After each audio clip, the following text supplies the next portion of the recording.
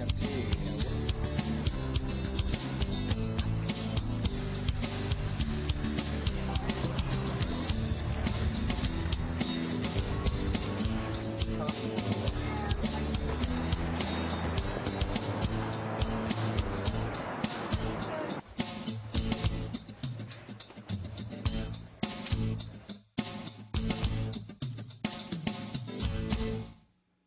This is Brian Lehrer Live, where web video meets the issues. Up first, on this opening week of baseball season, the very slow demolition of the old Yankee Stadium. It's been a year and a half since they played ball there. This is the latest section to come down, the old gate number 2. It was toppled just last week.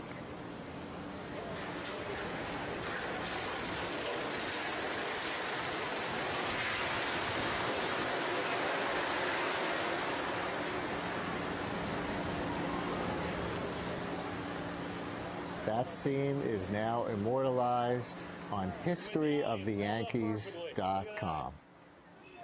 Now, when all that rubble is cleared, the footprint of the old stadium will be a part of a complex park system for the neighborhood, replacing the one bulldozed over for the new stadium. It's been a year since the new ballpark has been operating. The community parks are coming online much more slowly. But this Friday, there will be a ribbon cutting for one new park. In a minute, we'll talk with Parks Commissioner Adrian Benepe and the landscape architect behind the new parks.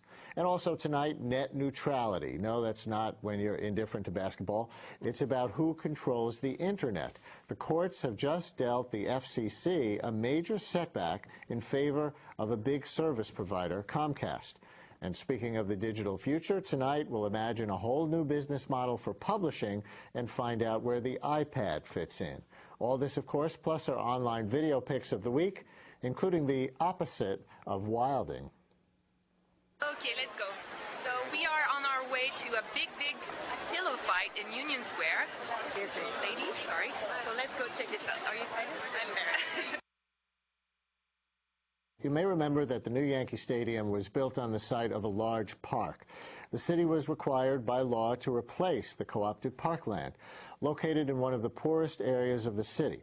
Though officials pledged that the new parks would be up and running by the time the new stadium opened, Bronx residents are waiting for them to be completed. However, one of the new parks, Macomb's Dam Park, the new one, is scheduled to open on Friday.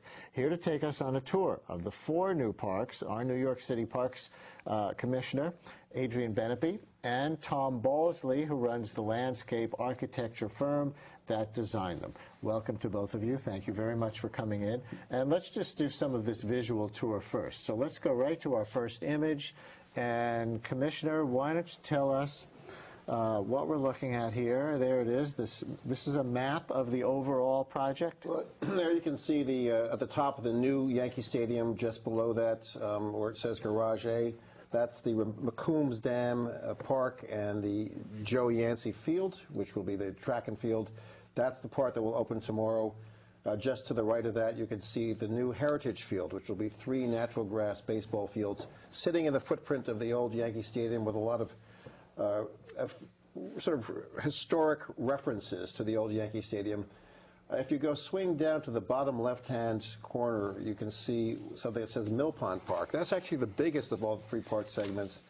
That's the first waterfront park to be built along the Bronx edge of the Harlem River in the history of the Bronx. It has the 16 tennis courts, beautiful picnic grounds, lush lawns, a restored refrigeration building, and a great waterfront, the first waterfront park in the Bronx. That's 10 acres in size. It's been open for several months. So, in fact, the park that opens tomorrow will be the second of the large parks to open since we started reconstruction, in addition to 2 baseball replacement fields that were built a couple of years ago. And you said tomorrow. It's Friday morning, Friday right? morning, yes. Friday morning. Friday coming up. Feels like tomorrow. All right. And let's go right to the next image.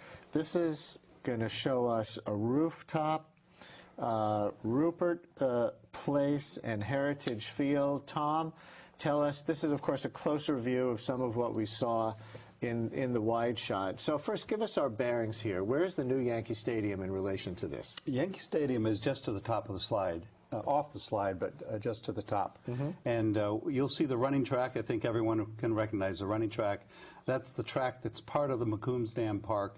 Macomb's Dam Park and Rupert Place, which is the passage, the pedestrian passage that moves between it and Heritage Field, connecting the Metro North line to the south, just to the bottom of the slide, up to the entrance to Yankee Stadium. Rupert Plaza, Macomb's Dam Park, and Heritage Field are all really imagined, conceived as one single park. It just happens that Macomb's Dam is up on a higher level, almost like a terrace park. On top of an actual parking garage. On top of an actual parking garage. In fact, we think it is the largest park in the New York City park system that's on a structure. So I'm not sure I get it yet. Is it that the cut of the land makes the park itself flat, and some of it is on top of a garage and some of it is on the land, but it's not like you have to walk up a hill? Well, in fact, the park that's on the parking structure is about one parking structure story above the level of what Heritage Field and the streets are. But we've designed it in a way with berms that rise up in trees so that it really feels like it's just a slightly elevated park, but all as one park. Then the grade drops off and the parking structure reveals more parking on the other sides. But on the park side, they really they're cohesive as a single vision. And I think we have another view of some of that same area. Let's see if that comes up. But we don't. You don't feel like you're on top of a building. No, not at all. In fact, we've been very careful. You can see the landscaping around the edges of the running track and some of the sport courts. It's all heavily landscaped along these edges so that as you're viewing in or viewing up, in this case, you'll see the landscaping. And when you're in the space, you really feel that frame of landscape, trees, shrubs, earth forms, that sort of takes the edge away from the kind of harsh recreational spaces that were often seen in these larger parks. Concrete playgrounds and asphalt, things like that. chain link fences, exactly. So how much of what we just saw is on the grounds of the actual old Yankee Stadium? And of course earlier we saw the video of part of that facade, the old Gate 2 coming down, but it looks like a track and a football field and 3 separate baseball or softball fields. Right. That's a lot to fit into what used to be one baseball field. There will be a full-size baseball field where you could play, say, the high school championship game, if you didn't play that in one of the stadiums, and then 2 smaller fields, a softball and a Little League field, all within the confines of what used to be the footprint of the old Yankee Stadium. Outside of that is the park that's on the rooftop of the garage. So that wasn't part, but that was part of Macomb's Dam Park originally. And so in this slide, we're looking at what will be the new baseball field? The new baseball field, and you're also looking out toward the elevated subway and up toward the Bronx Courthouse. You can see the new Yankee Stadium up to the top left, and then the Macomb's Dam Track and Field, by the way, the name is being kept as Joe Yancey Track. Joe Yancey was a legendary African-American track and field coach who started the Pioneers track and field team back in 1936, and many future Olympians trained under him. And we're making sure to keep the name on that. That running surface, by the way, is a Mondo running surface, which is the same running surface used on all Olympic track and field surfaces. So it will be one of the fastest tracks in the city. How many feet to the left field foul pole? It's a long drive to left field foul pole. Are there going to be stands? You talked about a high school championship perhaps being played there. I think they did that at actual Shea Stadium in the last year of Shea Stadium for the PSAL, the high schools. Are there going to be stands there? There are stands there, and you'll also be able to watch from elevated portions. One of the nice things about the design is you'll be able to stand up on the Macomb's Dam Park and look down over that huge sweep and look down and see what used to be Yankee Stadium. And who will have access? Is that going to be a permitted field for baseball? Permitted fields. It'll be used for baseball, for softball, and for Little League ball. I presume it'll be used all the time, and when it's not being used for permitted play, it can be used for pickup play. Did you have a model from anywhere else in the world for this kind of thing? I don't think so, not in our minds. I think what we heard were 2 things, park and recreational facility. And they're usually, as I mentioned before, they're usually these separate ideas. In this case, we really worked hard to bring them together, and that was the goal. In fact, if you look at the plan for Heritage Field, it almost looks like it was a completely forested area out of which we just carved 3 baseball fields. And so all the extra space was given over to the notion of a park for the community, yet at the same time it didn't compromise the usefulness of of the space for recreational purposes. Commissioner, weren't these new parks supposed to be finished by the time the new Yankee Stadium opened up? We knew that we wouldn't have the final piece done by the time new Yankee Stadium opened up. And in fact, we did have a number of pieces of the park that were done when it opened. We had 2 replacement ball fields that were done well before the new stadium opened. To get the actual baseball field complex built, the whole stadium had to be down and all the rubble removed, and we knew that we weren't going to be able to get that done. So it's more or less going according to schedule. So what do you say to neighborhood residents who say that these smaller parks, though they add up to more acreage, really can't replace the large park that was lost? Plus, I gather that the waterfront part of the park is a 20 to 30-minute walk from the closest residential area. Is that true? Both of those are not true. There's been a lot of, there's been a little bit of exaggeration by people who want to be negative about things in general. I would say it's about a 5-minute walk to the waterfront, 5 to 10-minute walk to the waterfront park. It's really quite accessible and it's glorious.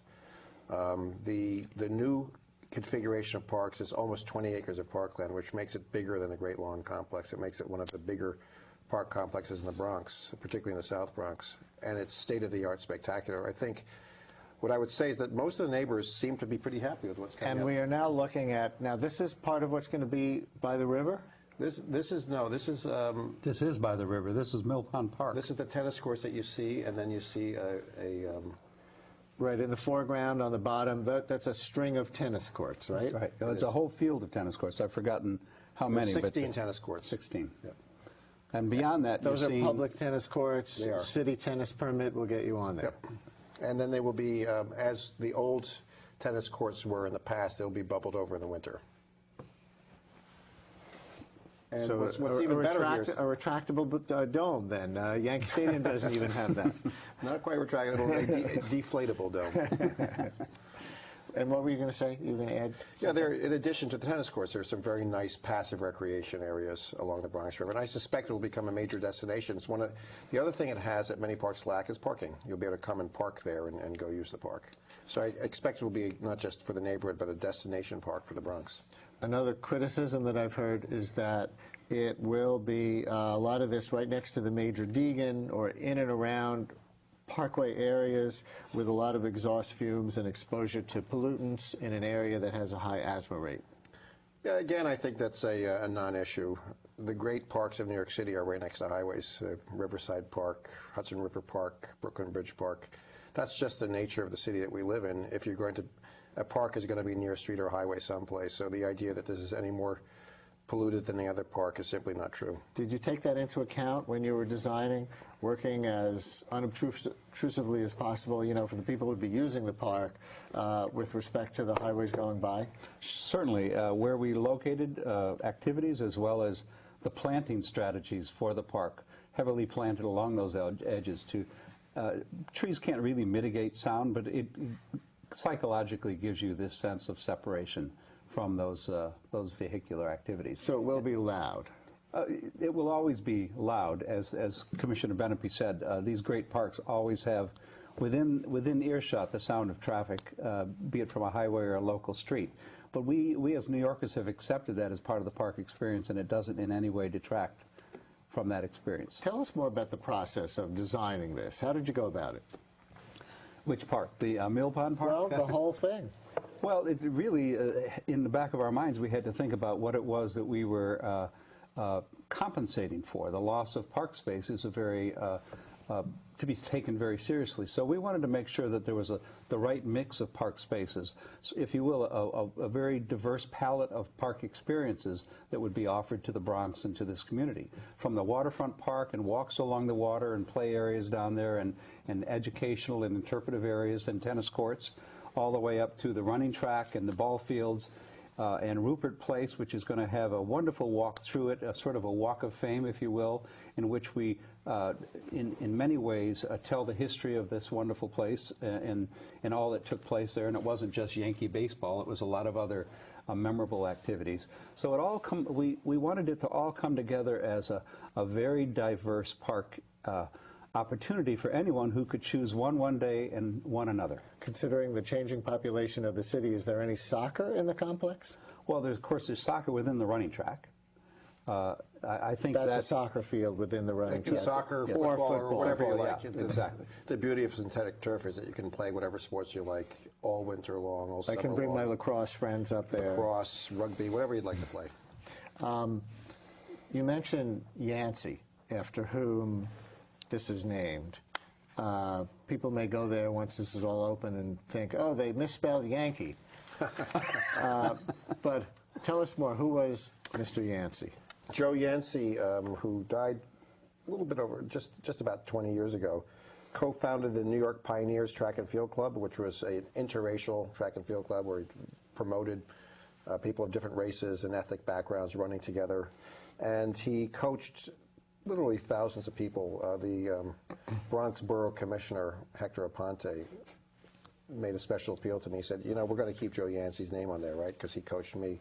Hector was a championship runner when he attended Morris High School in the Bronx and set the citywide record for the 4x440 relay. Of course, we ran 440s then, not 400s. Right. But he is a beloved figure in the track and field world, and many of the people he coached went on to the Olympics and to national championships. And so it's a venerable name in the track and field world. I ran track and fields in high school growing up in the 70s in New York, and that name he was a big figure then. So who's paying for all this? From what I've read, the Yankees aren't being perhaps as generous as one might like. Well, the city is paying for it, as we always said we would. The deal always is and always was, unlike most other cities where the cities have paid for the stadia, with both Yankee Stadium and Citi Field, the city is not paying for the construction of those two stadia. The Yankees are paying the $1 billion+ for Yankee Stadium, and the $800 million or so for Citi Field are being paid for by the Mets. And the deal that was envisioned was that Citi would provide some infrastructure work in both cases, whether it's roadways, parking lots, the replacement parks, in this case of Yankee Stadium, because it was believed, and I think properly so, that keeping the Yankees and the Mets in the city and having state-of-the-art stadia. Remember, these were two of the oldest, most falling apart stadia in the country. The city had tremendous amounts of liability. We were required to provide capital upgrades every year for the stadium, so we're spending, in some cases, $10, $20, $30 million a year building and rebuilding these stadia. So it seemed like a pretty good deal, and when you consider where the economy went thereafter, every other city in the country, the cities paid for building their professional sports stadium, not the case in New York City. So I think when people look back 10, 20, 30 years from now, they'll say, hey, that was a pretty good deal the city got. Does this fit into a kind of greening of the Bronx in general? I know you're behind a Million Trees campaign for the city. That's one of the things you're doing as Parks Commissioner. What else is going on in terms of greening the Bronx? Well, the Bronx has been the subject of a huge amount of interest, design work, and expenditure. We're probably spending between $600 and $700 million on parks in the Bronx. So every corner of the Bronx is being touched. Part of it is mitigation. In this particular case, we are mitigating for the fact that parks were being removed. But we're spending $200 million here. I don't think we've ever spent that much on a park this size or parks this size anywhere in the city. We're spending $200 million on parks across the Bronx as mitigation for the filtration plant work that was done underneath the golf driving range. And then in addition to that, with the Bronx River, with Plan YC, with Million Trees, with allocations from elected officials, we're spending about $650 million of parks in the Bronx, and it really is seeing more work than has ever happened in the history of the Bronx. We're almost out of time. Are you going to be at the opening on Friday? Oh, absolutely. I wouldn't miss it. And what will that be like there? After the actual ceremony, what will people be able to do? Well, I think they'll be able to walk around the park and actually enjoy it in a park setting, as well as if they bring a ball or soccer or basketball, whatever. People are already running there. But an opening day scene of any kind? We have an opening day scene. We've got a lot of kids coming. There'll be music. There'll be elected officials. We'll cut a ribbon. The usual, probably serve some cookies and juice. We're kind of used to these by now. But I think the main thing is people will be able to come out there, walk, run, play, get out, play handball, play basketball. Oh, public bathrooms, really nice public bathrooms with tiles inside them that I wish I had in my own bathroom. And many or several other openings to come. When do you anticipate that? We're looking for the fall of 2011 for the completion of everything. Pretty much everything else is done. It's just those last remaining baseball fields. We'll have all the demolition done by June, and then we can start the actual construction of the baseball fields. Well, in every sense of the term, happy opening day. Thank you. Thank you very much. Thank you.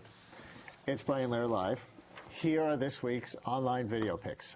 Number one, if you're concerned about the coarse language being used to describe President Obama and the health reform bill, like the House Republican leader calling it Armageddon, a conservative posting as E. Maloney puts up this video reminding us of past demonstrations where President Bush was labeled a terrorist and baby killer, and where the fringe on the left spoke its mind. Remember? Every 4 years, they lead us by the nose from one staged election to another. But this is the first time that our shadow government has ever been able to place their guy in the seat of our real government. The significance of the John Kennedy assassination is that there is no democracy. Remember that President Kennedy was murdered in Texas? It's the same Texas crew. It's the same lineup today as then, only the names have changed. I'm a Democrat. I am fed up. I'm basically a pissed off Democrat. I know, I'm rising up. You know, I mean, I've taken it for 2 elections. I think people don't sit back and take this kind of abuse forever. There's got to be something else, because I don't know if the voting is actually working. Potentially, you know, tens of millions of people in this country who could be mobilized to fight. Us Democrats are going to get up in arms. I think there needs to be revolution in this country. You know, we'll have to come out and, you know, do what we have to do in the spirit of revolution. It's really up to the left wing to get organized. You know, we'll have to come out and kill somebody, I guess. We'll have to come out and kill somebody, I guess. We'll have to come out and kill somebody, I guess. So is today's language more incendiary than what came before, with more of a threat of violence? Could well be, but something did come before. Video pick number 2, State Senator Eric Adams of Queens, a former cop and founder of 100 Blacks in Law Enforcement, is best known for speaking back to the white police establishment. But he is now on a campaign aimed at the youth in his own mostly black community. It's about their pants.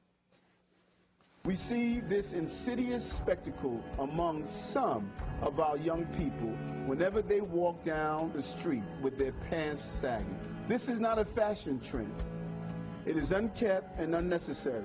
Sagging pants have become a degrading and self-imposed icon. They follow in a long tradition of negative stereotyping that results in groups being seen in a negative light, particularly since the origin of this style comes from a prison culture. Our young people should not promote it. They should have too much pride and are above this. Hi, I'm New York State Senator Eric Adams. My message is, let us not be the ones to make our community seem foolish. If we raise our pants, we raise our image. Don't surrender control over your own image. We have power over so very much of our messaging to others. I ask our community, our parents, our neighbors, our friends to explain and be a role model over correct dress. And I say to our youth all over the city and state, you can raise your level of respect if you raise your pants. The city, the country, the globe is watching us. We are better than this. Emulating criminals' prison wear is definitely troubling, but is it really pants that make kids go bad? Or green hair or nose piercing? Video pick number 3 is from the website Information is Beautiful, which makes and collects fabulous data visualizations.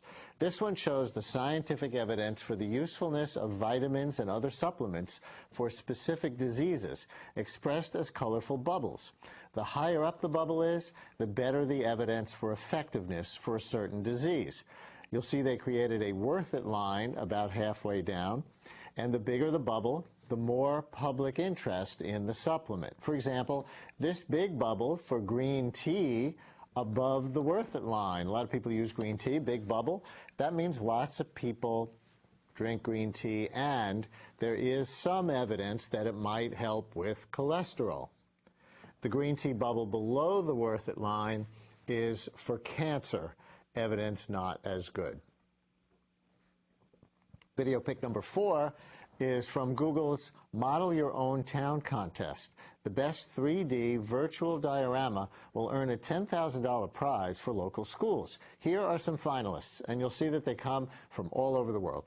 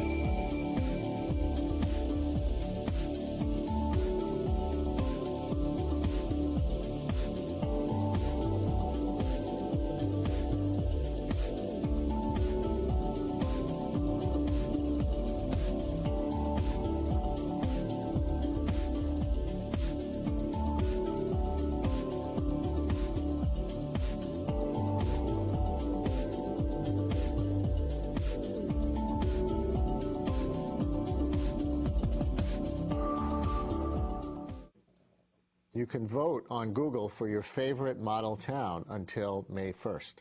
And our final video this week also comes from Google, dated April 1st. Google Translate for Animals translates animal speech into human vernacular. The handset records the animal sounds and then transmits them to our server, where the speech recognition and translation engines analyze the neurobiological acoustics.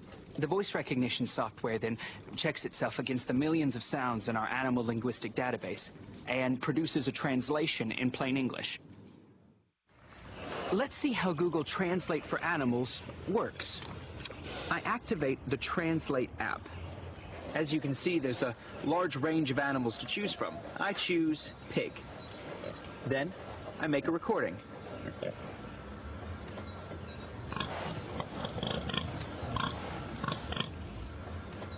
See here, it transcribes it, but if I push the speaker button, we can actually hear what Bella said. New person. Smells good. That's amazing. Let's find out what's on Donna's mind.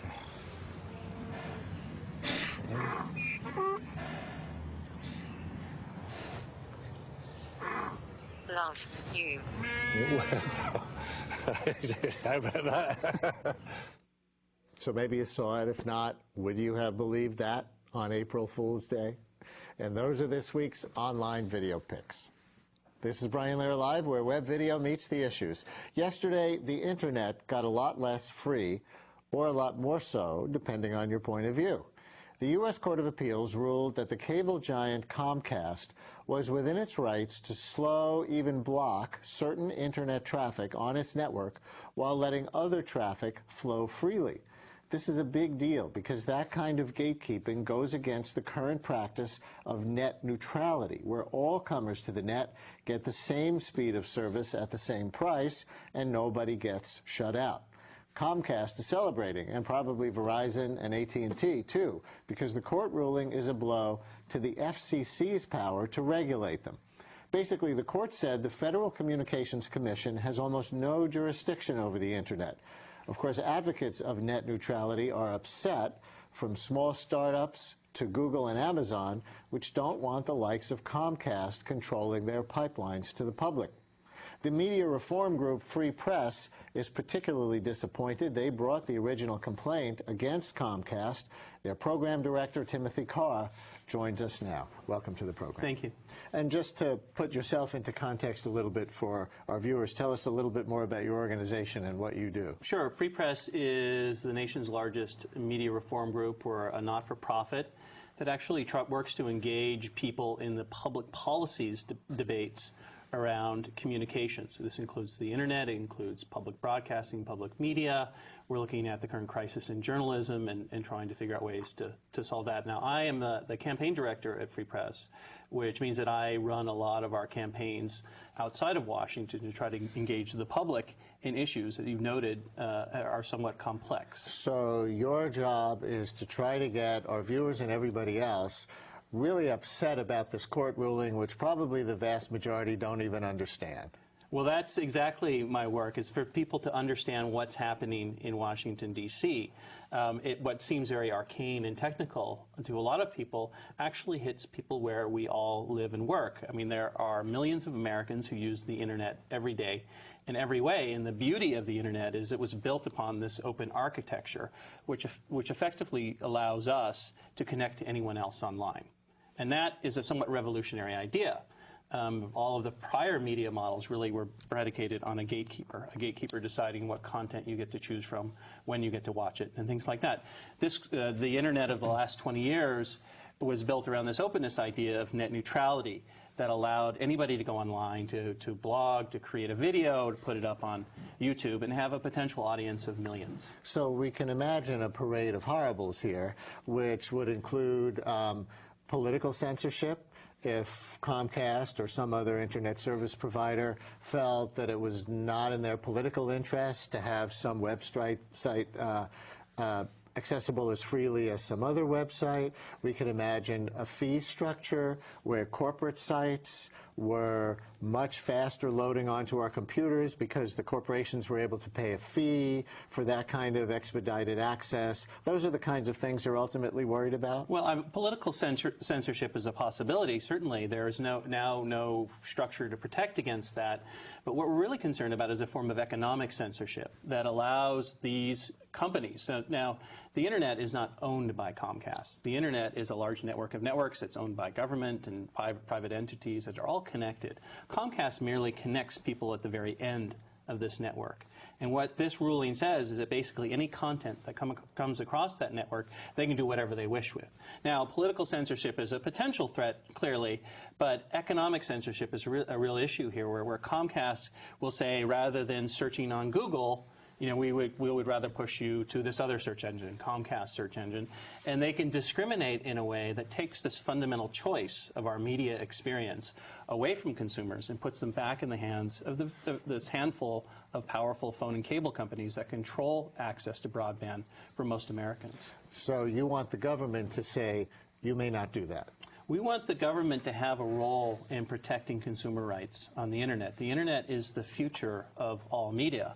Increasingly, radio, television, video viewing experiences are all merging via this high-speed connection. At the same time, more and more Americans are getting high-speed Internet access, and they're using that in any number of creative ways.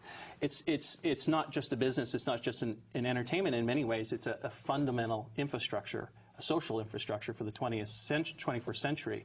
And we need to make sure that this service, which helps people get educated, to find jobs, to find medical information, has some basic consumer protections in place that doesn't allow these few companies to dictate who wins and who loses on this network. But the particular Comcast incident that led to this lawsuit had to do not with a website, but with a protocol known as BitTorrent. And if I understand it correctly, what BitTorrent did that Comcast didn't like was just be really, really big.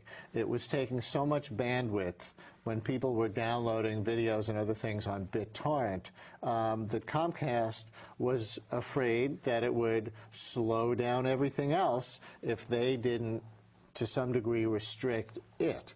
And their business argument would be, look, if things are going to get bigger and bigger and require more and more bandwidth all the time, we're going to have to invest in more and more capacity all the time. So why should we let some, you know, humongous, ginormous bandwidth eater like BitTorrent come along and make it hard for us and make it hard for everybody else? Why shouldn't we have the right to regulate that? Well, there are a couple of things there.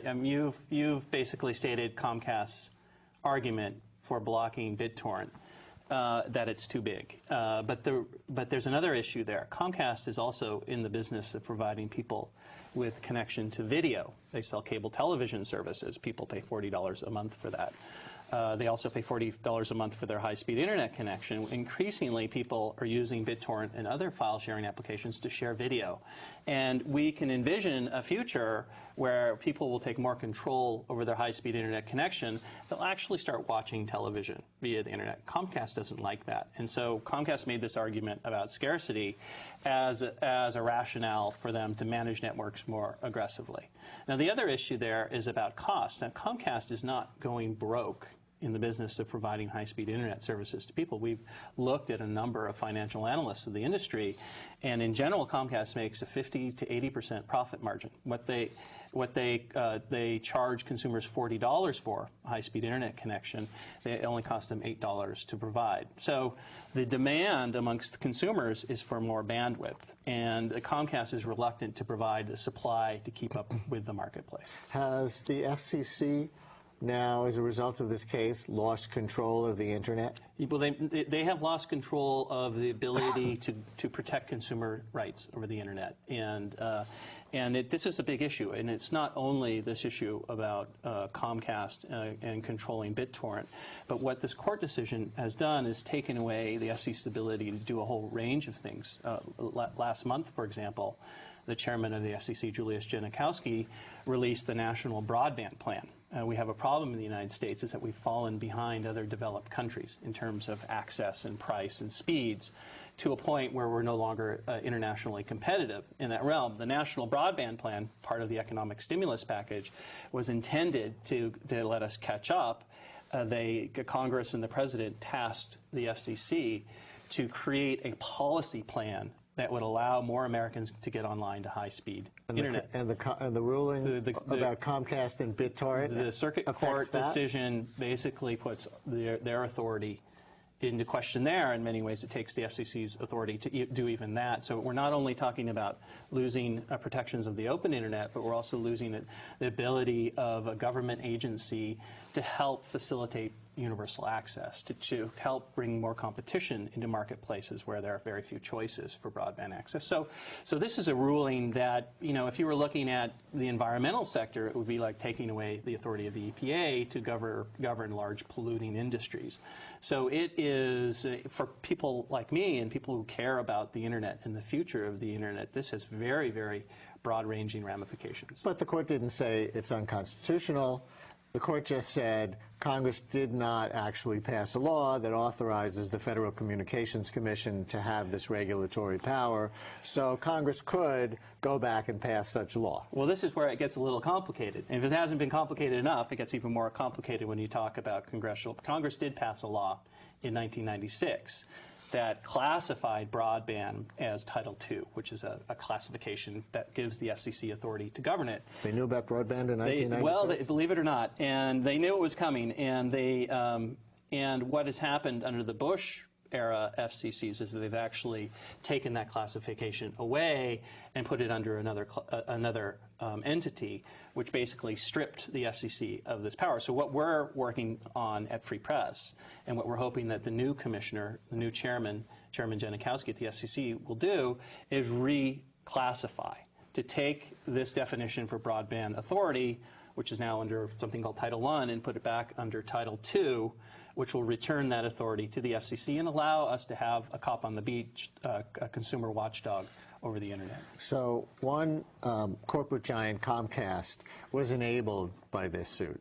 But there are other corporate giants that are unhappy with it, namely Google and Amazon and eBay and some others. Why don't they like this ruling? Well, I mean, these are all companies that were built on the open internet. That was how the open internet inspired innovation. You had Google, for example, were two doctoral students at Stanford who created this search algorithm.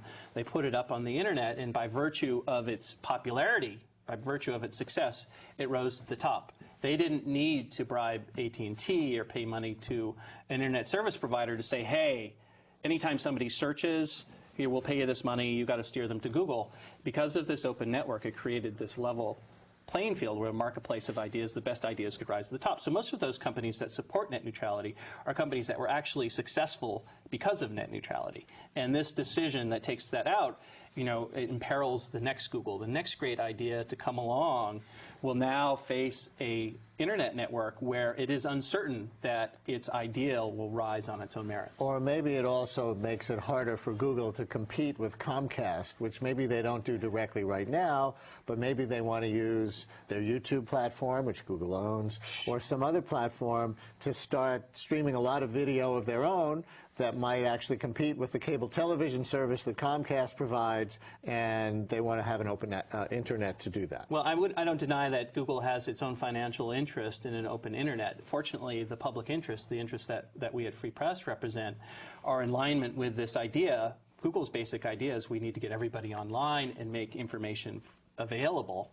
That sounds like a good idea in terms of the public interest. So in that sense, we're very much in alignment with Google on net neutrality. We may oppose them on other issues like privacy and things like that, but there are, you know, net neutrality is a great engine for economic innovation and growth, and many companies have benefited from that, and many more companies, I believe, will benefit from it if we keep the network open. So the political sector is going to hash out now what happens in response to this court ruling.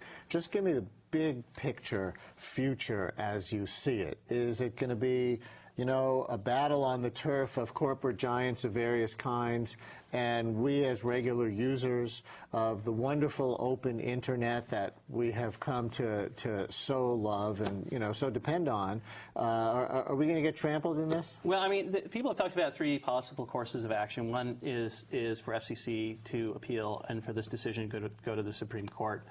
There are arguments for and against that. Another one is for Congress to actually create the authority for FCC to act in this way. And the third one that we're advocating, because it's quite simple, is simply to get the FCC to change the classification of broadband that would give it the authority. It's a simple, they simply need to vote on it at the FCC. But then more things like this are going to come down the pike. Well, it would be a very controversial action in the eyes of AT&T and Verizon and Comcast, that they feel that they have won this court decision and that should be the end of the story. In many ways, it's the beginning of the story, and we at Free Press, we're part of a coalition called SaveTheInternet.com, over 800 groups that are all working to engage the public on this issue and make sure that Washington hears us and demands an open internet. There's, you know, more than a half-century of slow evolution of broadcast law and lots of controversies along the way having to do with access and ownership and all other kinds of things. I'm sure we are at the beginning of the period of continuous regulatory war with respect to the internet. Thank you for explaining and giving us your point of view on this court ruling. Thank you. Coming up, book publishing. Will the iPad accelerate a whole new business model? This is Brian Lehrer Live. This is CUNY TV, the City University of New York.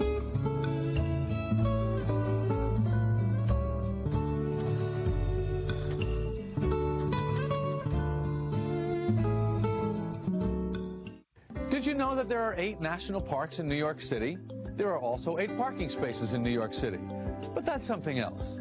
New York City has Federal Hall, where George Washington became our first president, the Statue of Liberty, and Gateway with beautiful beaches and protected wildlife. New York City has a range of national parks you won't find anywhere else, because you cannot move a national park. It's a park. Even if you wanted to get it out of here, you couldn't. America's spirit lives in our national parks. Ma, guess what? I went back to college. No, I didn't quit my job. I'm finishing my degree with a CUNY Online Bachelor's in Business. I interact online with real City University of New York faculty on a schedule that fits my busy life. Ma, you should look who's teaching at CUNY. And it all leads to a high-quality Bachelor of Science degree in business. I can attend class anywhere, anytime. Yes, Mom, even at your house Friday night for dinner. The CUNY Online Baccalaureate. Get back to business.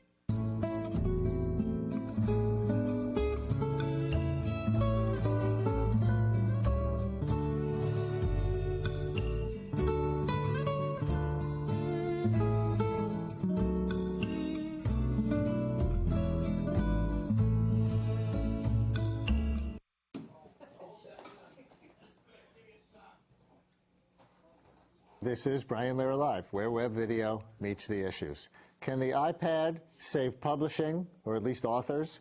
Perhaps. If it becomes a tool in a revolutionary way of thinking about publishing, which knits together authors and readers in a new business model. Former independent publisher and Publishing 2.0 guru, Richard Nash, joins us. First time you've been called a guru? I heard you laughing. Well, it's not in the Indian sense, at least. Is this the end of the book, this moment? I actually think it's the beginning of a golden era, at least for the long-form, text-only narrative, whether you want to call that a book or not. Whether we see it on a screen or see it on paper. Exactly. I mean, I think the iPad certainly is an incremental improvement in our capacity to read lots of text on a screen as opposed to on the page. Do I think it will replace the book entirely? No. The book has served us well for 600 years. It's been the only form in which we can mass reproduce culture for almost all of human history. It was only in the last 100 years we could do that with voice and film. And we don't want the book to go away. We don't want to lose the tactile experience completely, right? Anyone who wants that is going to be able to get it. The question is do people who want the screen experience, are they going to be able to get it? And are we as a group of businesses, or we as a society, going to make it easier for people to read on the screen? People in the publishing industry are asking me, will the iPad save publishers from going out of business? Is that even the right question? It's not. I mean, publishing shouldn't be saved unless it is. One doesn't ask the question, should radio be saved? Radio, or should TV be saved? People go out and they go and make it so worthwhile to watch or listen that no one needs to ask the question. So if publishers are asking themselves, should we be saved? The answer probably is no. But if they're going out and asking themselves, how can we make ourselves more useful and relevant to writers and readers, then they're asking themselves a question that, if they start answering it well, will protect them from ever having to ask themselves, how are we going to be saved? Will the iPad prevent publishers from going out of business? It will, but not in the way that they expect. Publishers right now want to be able to sell units of content, just like they have since the beginning of the Industrial Revolution. They want to be able to decide what gets published, design it, print it, ship it, and shelve it in bookstores, and hope somebody buys it off the shelf, rather than have it put back in a box and shipped back to the warehouse to be pulped. That racket, to use maybe an aggressive term, but that racket is in danger. Because people can get information anywhere they want. They can get information from this very show, they can get information from any number of places on the web, and they can get entertainment from any number of places on the web. But the reality is that the average reader still wants to connect to interesting, compelling voices. But the container, the publishers can't have that same level of control over anymore. And so that is what is imperiling their business model. So in theory, if I'm an author who can't find a publisher, I could upload my book onto the iPad. I could sell it for the iPad as long as Apple approves, right? Yes, you could do. I mean, you could, to some degree, you could do that before the iPad, but the iPad is making it sexier to do that. As a device, obviously, Apple's genius is in creating compelling design experiences, and so you could do that with the iPad. You can do that with other devices. Now, the trick is, you can take the tools away from the publishers and put them in the hands of the authors, but can you connect to readers? But then the author has to become a marketer. The author isn't going to get that advance from the publisher. The author isn't going to get the whole publishing company infrastructure of a publicist and a distribution system and people to get the word out, right? That's correct. I mean, I think certain aspects of that infrastructure are becoming less important, largely because of the internet. The distribution dimension of things, relatively less important. But it is nevertheless absolutely critical to find readers. If a tree falls in the forest, whether it is a digital tree or otherwise, that's through distribution. It's through distribution, and it's through attention. The supply now effectively is infinite. So what generates the demand? How do you match make the demand? How does somebody find your book, know they want to buy it, know they want to spend 15 hours reading it? How? So that is where the new publisher comes into play, and potentially the new independent bookseller, the new or the existing blogger, the existing media can come into play to help match millions of writers with millions of readers, and so that is the critical new, and in some respects old, thing that needs to be done. It's old-fashioned matchmaking, but what it is not anymore is simply controlling what gets published. It is about enabling writer-reader connection. Let's look at a couple of examples of books of various types on the iPad.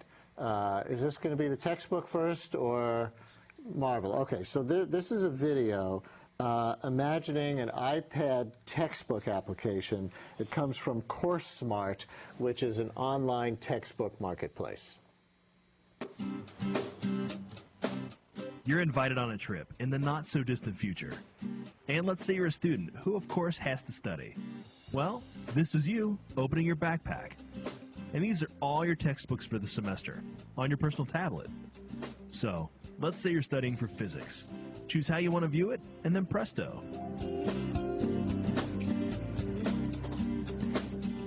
Now let's see. Last time you were studying, you left off...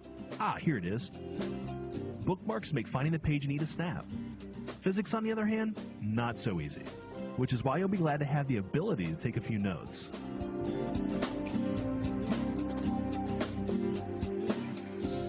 And you'll like being able to read through in a way that's best for you, even if that's text only.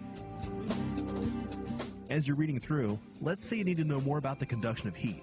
All you have to do is search. And you can search this e-textbook, all your e-textbooks, or even the web. The results will help you fill in the gaps. Take the stuff you need and drop it right into your notes. Notes that you can access at any time, even after your book expires. Maybe you'd like to take a break from reading for a while. Press play, and you're watching a lecture. The Y direction,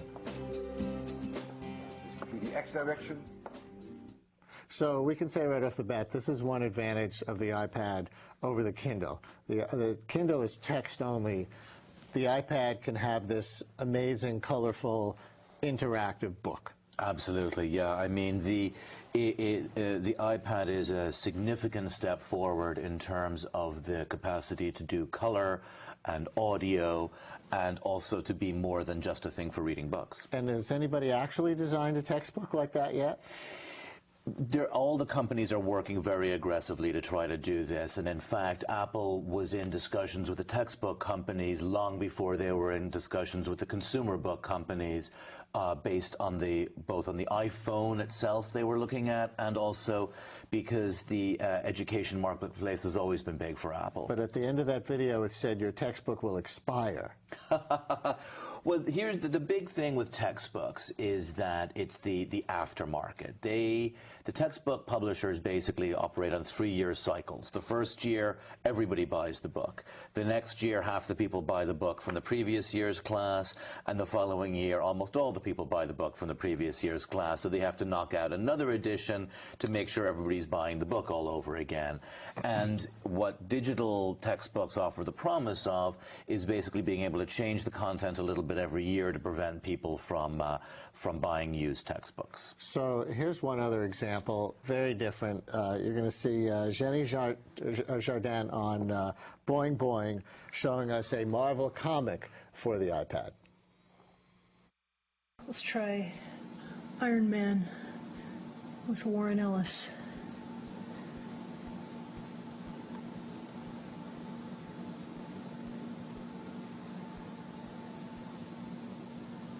So as you can see, there is a little scroll bar at the bottom with this little thumbnail view. So you can just page through one by one and flick through that way.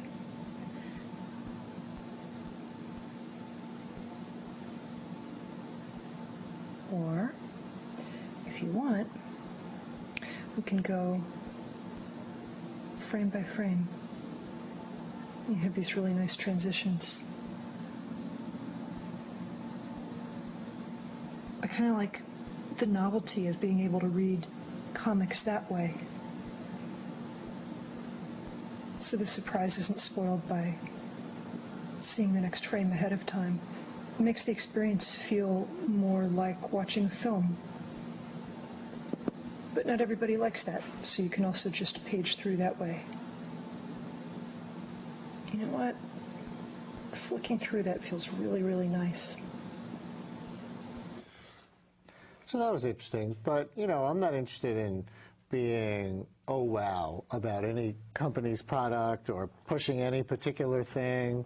And yeah, that's cool, but it's only news as far as I'm concerned if it somehow is a game changer, right? The iPod was a game changer. It changed the way media is consumed and delivered, the way music is consumed and delivered. Do you think this is going to do the same thing for anything? I don't think so, no. I mean, the big sort of looming reality here is that you're talking about downloads, and the reality is that there is not going to be any need to download anything within the next couple of years, because Wi-Fi and 3 and 4 and eventually 5G will be so pervasive. I mean, provided what your previous guest didn't, on your laptops. on phones, provided that what your previous guest talked about doesn't go totally to put us all to hell in a handbasket, in a broadband handbasket. But basically, the digital download will be toast, and so we'll be able to get everything through a browser, and that is not a closed platform. That you can get anything you want on a browser. Thank you very much for joining us. View of the present, view of the future. Finally, did you miss the annual Union Square pillow fight? Well, there's always next year. It's not like being there, but Marie Joelle Parent captured this year's on video. Warning, kids, this is so silly, you might warn your parents not to watch.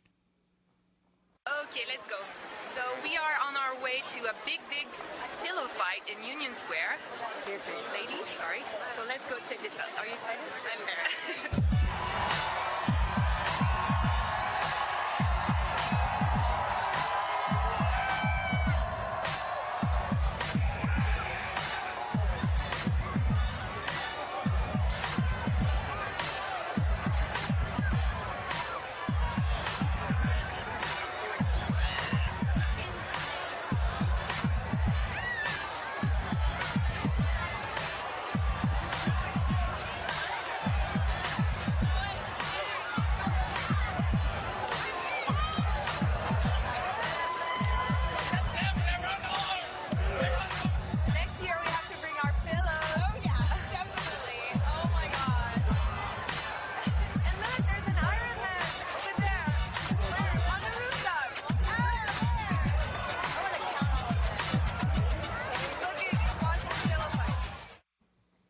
So how about everybody do that next year after the auto show on Easter in Times Square instead of gunplay? And that's it for this week's show. We're here live Wednesday nights at 7:30 or anytime online at brianlehrer.tv. Next week, the art of gentrification. And tune into my daily radio show, 10 a.m. on WNYC Radio. Tomorrow morning, U.S. Navy Chief of Staff Admiral Gary Roughead. That's 10 a.m. on WNYC 93.9 FM and AM 820. Talk to you then.